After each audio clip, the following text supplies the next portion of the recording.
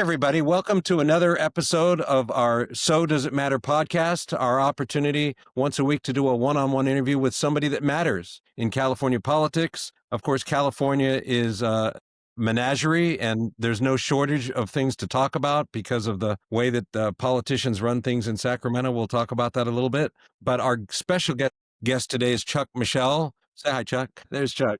Chuck is the president of the California Rifle and Pistol Association. And I'm going to give him a proper introduction in a moment. But the first thing I wanted to do was ask a favor of all of you that are watching this. I don't know what platform you're watching it on, but if you're over on YouTube, we'd love you to like this and subscribe. If you're on Substack, we'd love you to like it and restack it. No matter where you're watching it, the more that you share it, the more that you not only help us, but as you'll hear today, we're going to be having a conversation about our Second Amendment rights. And the more people that watch this have an opportunity to engage, because, you know, all that is necessary for evil to triumph, I think it was Edmund Burke, is for good people to do nothing. So there's going to be a couple of calls to action in this podcast, and those are important. So Chuck, with that, we have a little tradition here where I go on to ChatGPT, and without saying anything else other than I have a podcast and my special guest is Chuck Michel.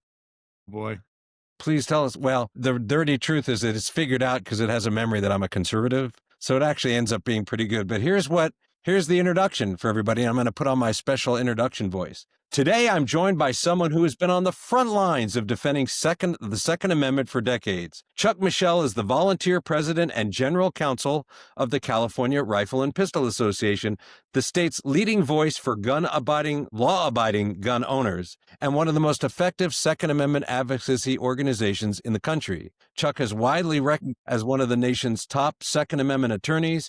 He has spent years taking on politicians in both Sacramento and Washington who try to chip away at constitutional freedoms. Through major court battles, public education, and grassroots mobilization, he has helped shape the legal landscape for gun rights, not just here in California, but nationwide. If you care about individual liberty, you've benefited from his work, whether you realize it or not. So that's the really cool ChatGPT introduction. I'm going to have to put that on my bio on my website. That sounds pretty good. I'm going to add just in Jersey trying to get by. I'm going to add one more thing because I think Chuck's a humble guy. Chuck couldn't do all of the things that we just talked about Chuck doing without all of the people behind him, whether at his own firm or at CRPA or the other allies that he has nurtured and fostered over the years. Absolutely true.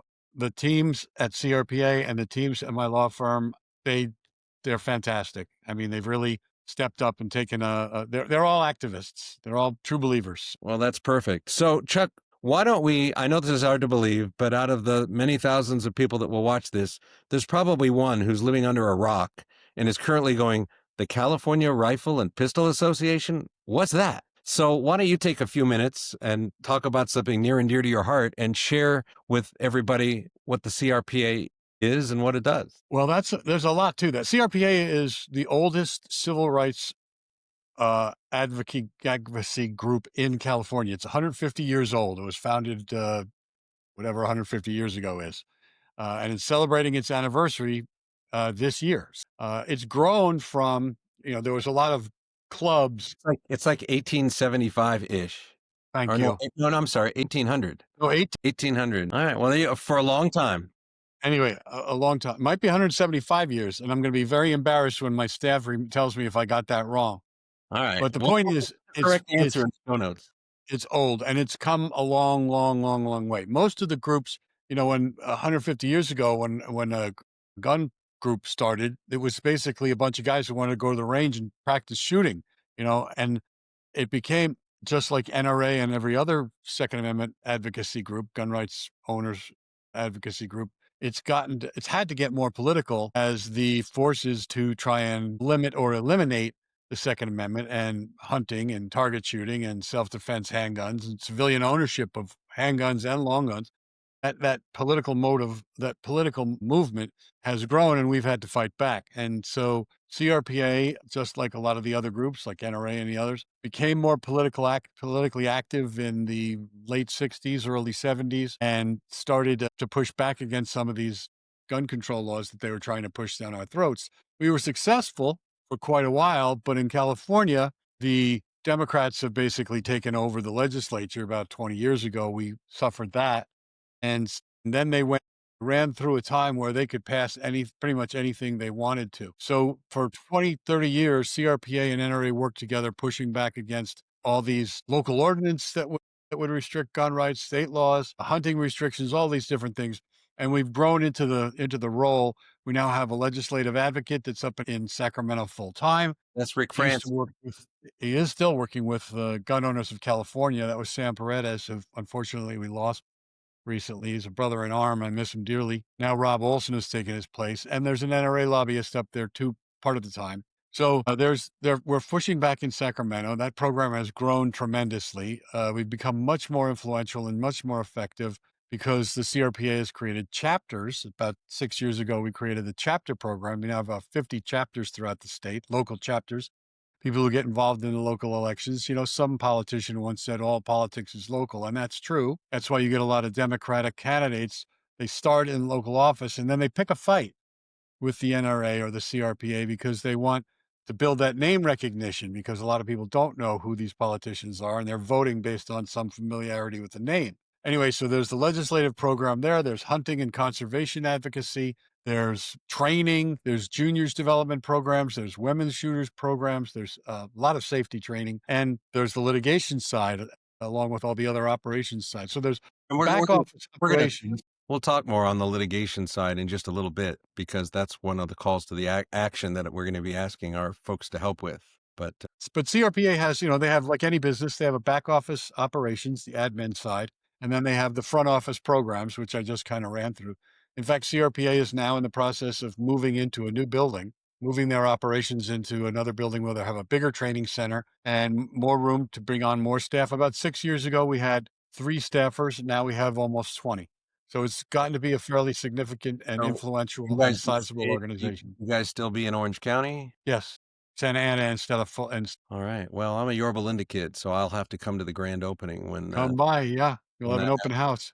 all right. So, I guess a couple things. First and foremost, if I wanted to find out more about CRPA, where do I go? What do I do? CRPA.org, the website. Another thing we're beefing up with the advent of AI. There's all kinds of procedures that have to be upgraded. But the website has a lot of very valuable information. And also subscribe on the website to get the email newsletters that tell you about what's going on in court, what's going on in Sacramento, what's going on with 100%. all the different programs that CRPA runs. I don't want to give away my secrets to my watchers, but a lot of times when I write on Second Amendment stuff, the first notice that I even had that there was an issue is from my CRPA update. And then I will tell you, because it's not always you, the follow-up that I get from your team getting me whatever I need, legal documents, information so that I can spread the word. It's not just an email. It's a very responsive crew over there. So I really appreciate it. And then I'm going to make a pitch for all of you, especially if you've got more patience, because it's kind of long form journalism, is CRPA TV is on YouTube. And if you go over to YouTube and just type in CRPA, you want to subscribe there too, because it's not just you get a press release when they're doing something, that's great. But they really take the time. I think Chuck, you guys really appreciate that an informed group of supporters is a more active group of supporters, because you really Absolutely. We need engagement. There's something like 8 million gun owners in the state of California. That's a voting block that would control the entire state if everybody engaged. You know what I mean? So actually got we definitely involved. need to activate some of these folks who maybe just have a handgun in their, hopefully in a lockbox in their nightstand Right. if they have kids at home, and they think they take their Second Amendment rights for granted. The politicians who want to take away that right entirely, and Gavin Newsom has made no secret about that. He wants to murder the gun culture so that we are no longer any kind of a political force. Yes. We've spent a lot of time talking about Gavin Newsom at So Does It Matters. One of our favorite moments was when he went on the Joe Rogan show and happily took possession of a California compliant handgun. And I think he went on to boast that he shot a bow and an arrow when he was a kid. And I've never met anybody that reinvents themselves more than Gavin Newsom. But we could do an entire podcast, Chuck, you and I, on Gavin Newsom. But what I'd love to do is take some time. You guys are involved in a lot of areas, but what I wanted to highlight on this show is some of your aggressive legal work that you do, because I think that CRPA's role is kind of like in the vanguard of fighting for our legal rights on the court side, which is important because, as you just said, the legislative side all is bad news. And so it's really the fact that there is a Second Amendment that exists, and contrary to some people's opinion, California is part of the United States, which means that that Second Amendment actually confers right on all of us here, even in blue California. Maybe talk about how you guys look at litigation. How does that work? And we can talk about a couple of maybe key cases and and I think the Supreme. Well, the litigation program has evolved a lot in the last several decades too. We didn't have the Heller decision out of the Supreme Court that affirmed that the Second Amendment was an individual or is an individual right. We didn't have Bruin. We didn't have McDonald. We didn't have any Supreme Court precedent other than Miller and Cruikshank and Presser, these cases from the 1800s that scholars were arguing about what they meant. So we really didn't have the hammer of the Second Amendment until Heller came down in 2000. When was that? 2008. And so we get to use legal arguments like due process, preemption, equal protection. And we had some pretty good successes with those. We stopped San Francisco from banning handguns, civilian possession of handguns entirely. They tried that twice. We beat them twice. And there were a number of other laws. Unfortunately, we were not able to stop the so-called assault weapon law, but we certainly put some dents in it. Right. And this is before Heller. And now that we have Heller, there's been a whole new round of Second Amendment litigation. It's revived because the Second Amendment itself has been legally revived by the Supreme Court. But then we had like 12 years of dormancy when the lower courts twisted Heller and tried to make it mean something that it never said. It's Finally, really Bruin came down and really straightened some of those things out.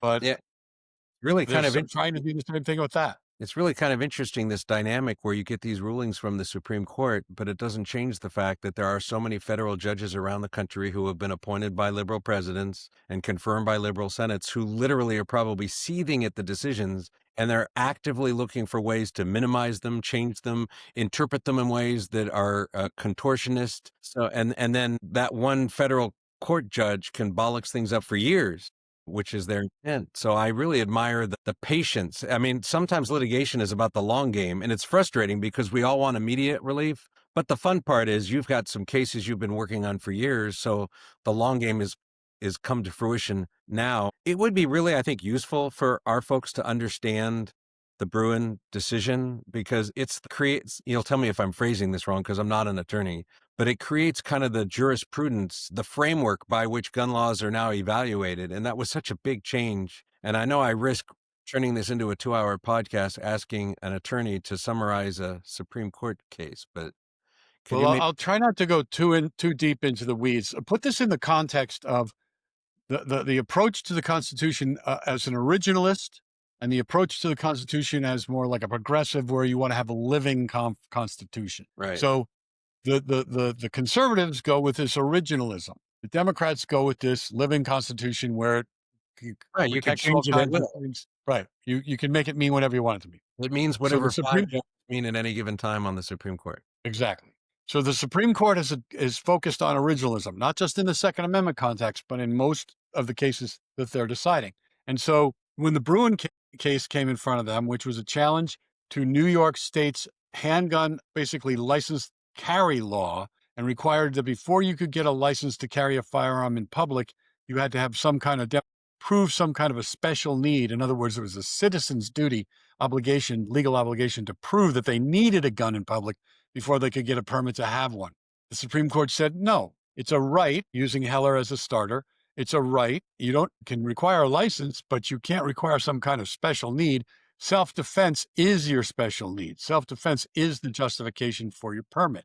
So that got rid of the whole good cause requirement that California had been using to stop people from getting CCWs, carry a concealed weapon permits, for years. But what Bruin said was the test that you use to determine whether a law is unconstitutional under the Second Amendment is you ask first whether the conduct or the hardware that's the law that's being challenged is covered by the right to keep and bear arms. And almost everything is. Any bearable arm and any device that might be used for defense, carried for offense or defense, is an arm. And not only that, ancillary conduct like going to the range, getting your gun fixed, buying your gun, that's all protected by the Second Amendment, the language of the Second Amendment, too. So that step one is supposed to be a very easy test. Does this law, a semi-auto ban, implicate the language of the keep and bear arms? Of course it does. The second test is, the second step, I should say, there's only one test, is whether or not there's some kind of a historical law that indicates that the founding fathers at the time, this is where we get into originalism, what was the original intent of the founding fathers when they wrote the Second Amendment? Is there some kind of a law from back in 1791 that would indicate that the modern law would have been tolerated by the founding fathers? If there is, then the modern law can pass Second Amendment constitutional muster. But if there is no historical analog law, then the current law is a Second Amendment violation. Now, that in practice, that two-step process has been completely bastardized by lower courts who don't want to strike down gun control laws. They're biased against gun owners and guns, and they're in favor of more government power, perhaps. There's variations on their internal thinking and the subject nature of their biases. But the point is, they'll twist the law and they'll twist the facts of the Bruin decision in order to uphold a gun control law. And that's what we're fighting on now. That's why the next case that comes out of the Supreme Court is going to be so important, because they've now seen the games that the lower courts are playing, and hopefully they're going to put a stop to them. You brought up the Supreme Court. I've read and watched on CRPA TV about how there's a couple of gun cases coming up in this next session for the Supreme Court. One in particular is of interest to me. I mean, they're both of interest, and isn't it often the case that there's no gun case? Like they don't take up any cases on the Second Amendment? That's happened, right? So for several years it did. For like 12 years after Heller, before Bruin. Right. So maybe it's worth a couple minutes to give our readers a primer on what's going to be what cases have been taken up to the Supreme Court. Well, okay. So the most recent one, the last year or the year before, was Rahimi. And, the old saying, bad facts make bad law, comes true more often than we'd like. This was a guy who had been found to be a danger to others, and he was challenging the fact that he was not allowed to possess firearms. Remember, the gun control lobby does three things. Generally speaking, they have three kinds of laws: ban bad guns, ban bad people, and ban guns in as many places as they possibly can. So you want to ban guns, you want to ban people from having guns, and you want to stop people from being able to possess guns in as many places as possible. That's how they limit the entire right. Works. I have a This was a bad. I have a CCW, and on any given day, if I'm not sure I'm going to a restaurant that has a bar in it, I gotta think about whether to carry. Right? It's terrible. Exactly. That's the whole sensitive place. Huh? Never mind that there's nobody working that bar until the evening. Right. I mean, but that's all part of harassment. That they're just trying to make it so that people don't bother getting a CCW because it's too hard, takes too long, costs too much, or it's not worth enough if you finally get one. So we want to encourage everyone. We are fighting tooth and nail with every jurisdiction that slow rolls CCWs and charges too much for CCWs. We just settled with the LA County Sheriff.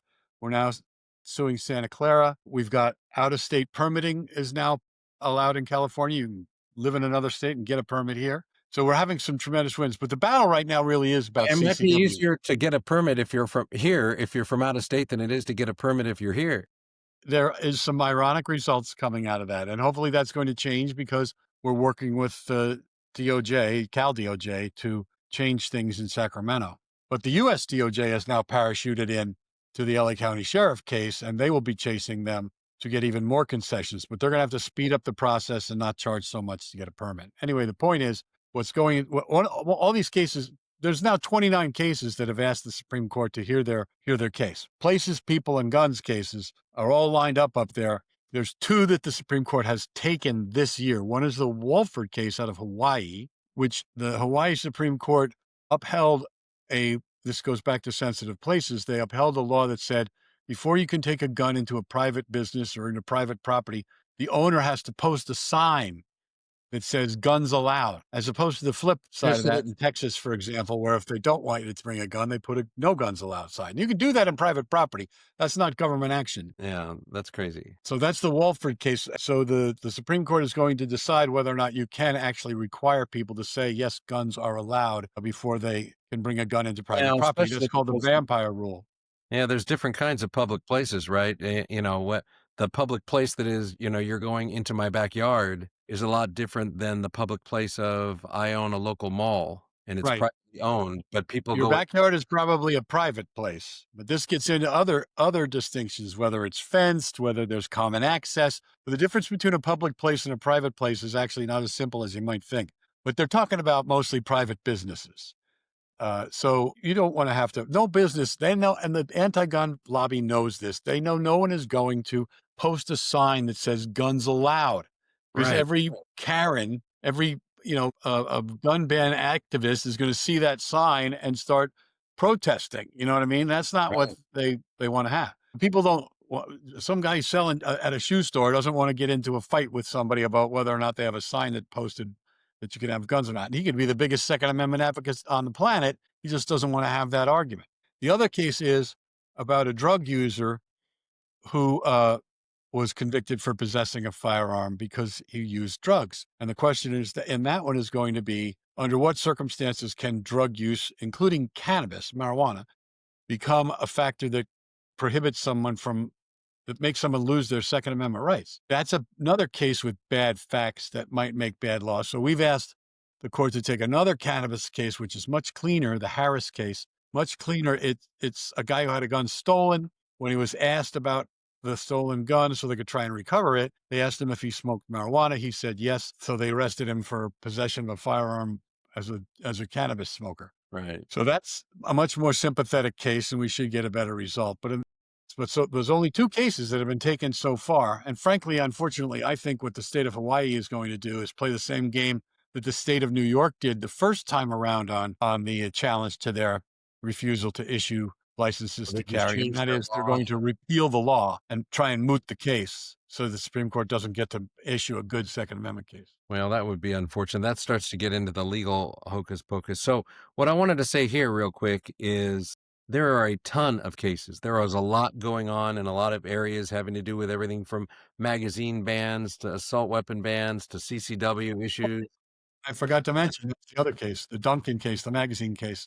We've asked the Supreme Court to take that one too. That's a high profile Supreme Court case. Right. So I'm going to point you to the crpa.org website and you can go onto the legal page there and you can get an update there. I'm going to put some stuff below in the show notes on this, but there's a lot going on there. Literally, Chuck and I could do a podcast every day this month and we would not be able to really get into the details of how much is going on here. But CRPA is doing such amazing things. Chuck, this is the part of the program where our readers/watchers get to find out a little bit more about you than just what you do with CRPA. We call it our lightning round. And the objective here is for you to kind of give quick answers. I always laugh whenever I say that to an attorney. So we'll just get going. So, Chuck, what was the last book you read?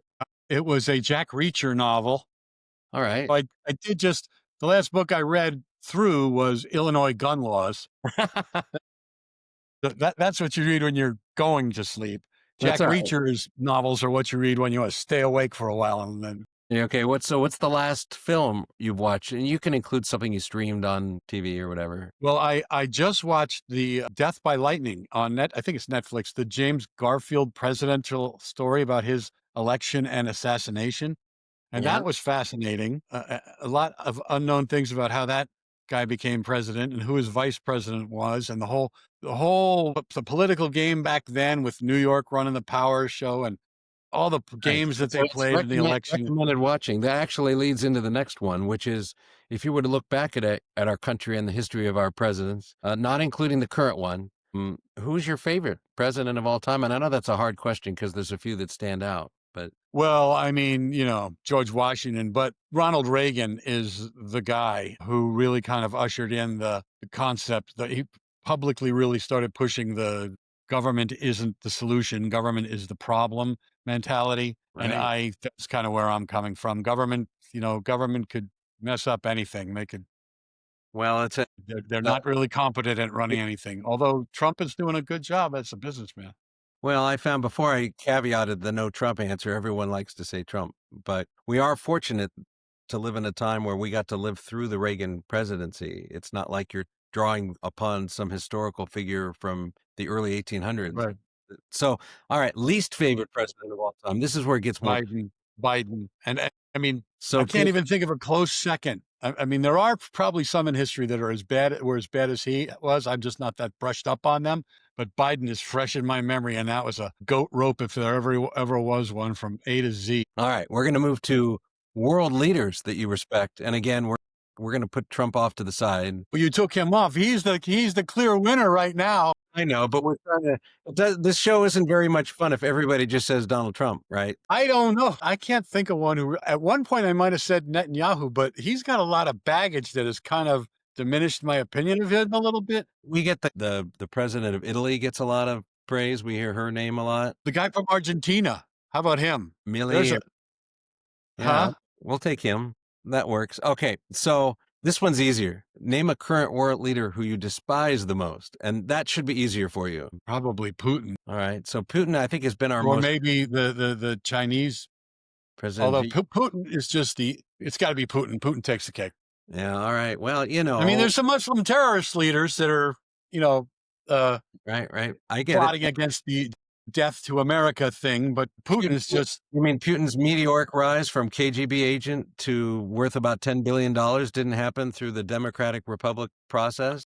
I'm sure he just was very frugal with his salary. Yeah, exactly. All right. So if you could help us to identify somebody in the California Second Amendment community that we should be keeping an eye on, an up and comer, somebody that you think is great, who would that be? And I'll caveat it by saying, I know it's a tough decision because there's so many. Well, it is, but I got to say that I don't want to like hog the glory for CRPA, but Rick Travis up in Sacramento is really kicking ass in the legislature. He's taken an approach to getting along with some of the politicians up there. Not all Democrat. There's a Democratic machine, and there are leaders who force the more moderate Democrats to toe the line. But then there are moderate Democrats who will, once you educate them a little about the value of firearms ownership and some of those things, they will come around and maybe, if not vote against things, to at least slow it down. Rick's on my short list when the legislature reconvenes next session to have him on and talk about what he does and what's happening up there. But I gotta say, I know you're talking about somebody who's alive, but I got to talk Sam Paredes again. That guy, as the president of GOC for 30 years, he did more for Second Amendment rights. And I was talking to him on a Saturday, and the next day on a Sunday, he passed away.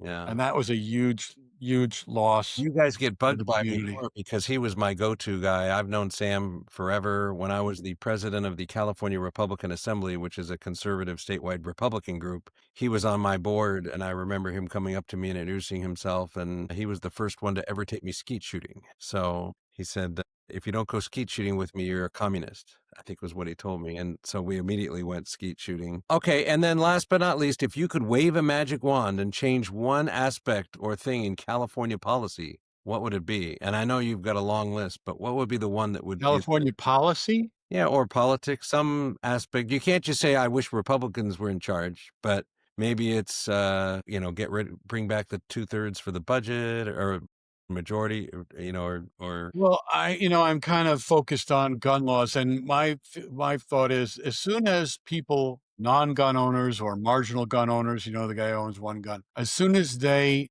see that people, like as in other 40 states, that people carry guns around and doesn't mean they're going to shoot you. As soon as those guns become normalized, and likewise with semi-autos, as soon as people see that those semi-autos have far more lawful uses than they are misused by criminals that can prevent crimes, then gun ownership gets normalized. So that's a policy. I would like to see gun ownership normalized so people aren't afraid of it, so they don't feel that they need to ban guns in order to be safe. Obviously, the opposite of that is true. The more gun laws you pass, the less safe you are, because criminals don't pay any attention and they're still armed. All right. So we need a little cultural transformation and for people to feel comfortable understanding that if you really want to be scared, you should be scared if the only people that have guns are the government or the criminals, right? And that you've taken yourself out. As we always say here, the foundation of America is individual liberty tied with individual responsibility. And so if you want to give up If you want to give up your freedom and you want to give up responsibility, then you can embrace left-wing policies. But if you jealously want to guard your own self-determination and agency, you have a responsibility. Chuck, I really appreciate you spending some time with us. Like I said, we could spend hours, but we try to keep this podcast digestible and a digestible length. So I'm going to say a few things. I'm a member of CRPA. I joined CRPA because I discovered the work they're doing in the legal front. And so I want to encourage you to go to crpa.org. There's a button right on the front page that says donate. These folks do not waste your money. I'll do a little PR for Chuck. His firm, which works with CRPA, discounts their prices. I've never met a more frugal outfit that's interested in taking the resources that are available and maxing them for the most legal gain. And so there are groups, and we could have a whole separate podcast about a phase that the NRA went through. But there are groups that I can't vouch for their prudence with your dollars. This is the place where your dollars go the furthest. It's $5 or $50 or $500. Shipping in really makes a difference because there's nothing inexpensive about litigation, nothing at all. So I would We encourage. give very generous nonprofit rates, far less than market rates, and Right. we're watched by a finance committee, audit committee, treasurer. So I do most of my work for free. I'm an activist, not just an advocate. Right. And so I would also encourage you to join. It's the same thing. By the way, if you give them a big donation and then say, I'm sure my membership's included, it will be. Anyways. And by the way, if folks are nervous about putting your name down, first of all, we would never give away our donor list, but we have a lot of members named Fido. Well, So, there you go. sign up your dog. We don't care. You'll get the magazine and dog will let you read it. Chuck, we're going to put in the show notes below the link for joining, the link for CRPA, TAB, all that stuff. Thank you very, very much for being generous with your time. And Thank you for having me and helping us get the word out. It's critical, as we said earlier, for people to be informed, and this is one way, but folks need to stay on top of all the social media outlets, all the platforms that CRPA has to stay in the loop and keep hope alive here. We are going to win. We're winning battles. We haven't won the war yet. It's a national battle. CRPA is active in other states where we're doing amicus briefs when there's a semi-auto ban in another state. We don't want bad precedent from another state, so we are fighting everywhere across the country where it could affect us positively or negatively here in California. So stay plugged in, and you appreciate what we're doing. We're making history. We're making Second Amendment history. So if you keep informed and throw a little money in it, you'll be a part of that history.